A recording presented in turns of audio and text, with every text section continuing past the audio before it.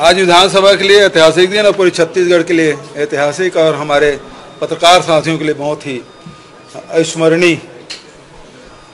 दिन रहा है, क्योंकि आज छत्तीसगढ़ मीडिया कर्मी सुरक्षा विधेयक न केवल प्रस्तुत हुआ बल्कि पारित भी हुआ है। हमारे पत्रकार साथी जो अपने जान जोखिम में डालकर अंदरूनी क्षेत्रों में जाकर खबर लाते हैं, बहुत सारे ऐसे लेख भी लिखते हैं जिससे उनको, उनके परिवार के लोगों को खतरा बढ़ जाता है। साथ ही जनहानि साथ धनहानि की भी संभावना बन जाती है। ऐसे में जितने भी हमारे पत्रकार हैं, चाहे वो इलेक्ट्रॉनिक मीडिया को हो, चाहे प्रिंट मीडिया को हो, चाहे पोर्टल के हों, सभी साथियों के जो ऑफिस में जो काम करते हैं वो भी और जो गांव में काम करते हैं उनके लिए भी न केवल अधिमान्यता पत्र जारी करने का बल्कि उसे रजिस्ट्रेशन कराने की, जिसको अधिमान्यता पत्र नहीं है और कोई प्रेस यदि कहता है कि ये हमारे साथ में है और जो लगातार उसमें 6 महीने के अंदर में 3 लेख लिखे हों या स्टोरी की हों, ऐसे लोग हैं जिसको इस सुरक्षा मीडिया कर्मी सुरक्षा कानून के दायरे में लाया गया है ताकि पत्रकारों के सुरक्षा हो सके। जो उनके साथ कोई शासकीय कर्मचारी यदि दुर्व्यवहार करते हैं या फिर उनकी शिकायत के लिए भी एक समिति बनी है जिसको बहुत अधिकार संपन्न बनाया गया है, तो प्रदेश स्तर पे होगा और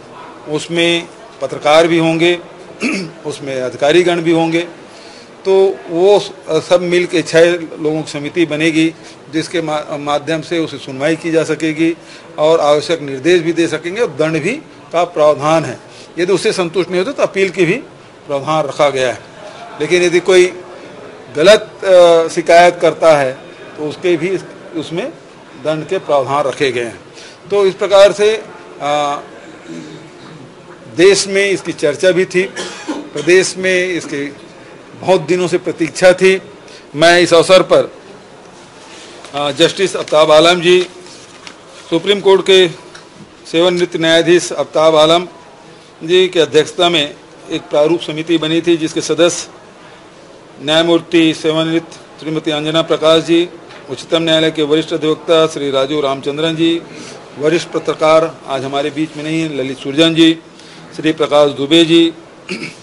मेरे सलाहकार रुचिर गर्ग जी, महाधिवक्ता विधि विभाग के प्रमुख सचिव, पुलिस महानिदेशक, सभी इसके सदस्य थे और अनेक बैठकें राज्य में और दिल्ली में करके विभिन्न संगठनों से चर्चा करके इसका प्रारूप बनाया गया और उसके बाद इसके प्रारूप को विभाग को सौंपा गया। विभाग ने लंबे विचार विमर्श करके इसको विधेयक के रूप में विधेयक के रूप दिया गया और इसे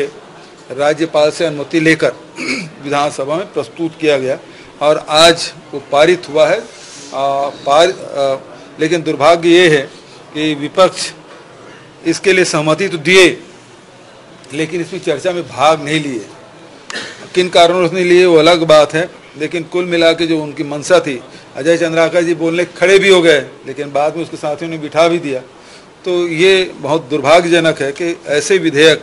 जो मूल विधेयक है और पहली बार छत्तीसगढ़ की विधानसभा में प्रस्तुत हुआ है, तो विपक्षी साथियों को भी इसमें अपनी राय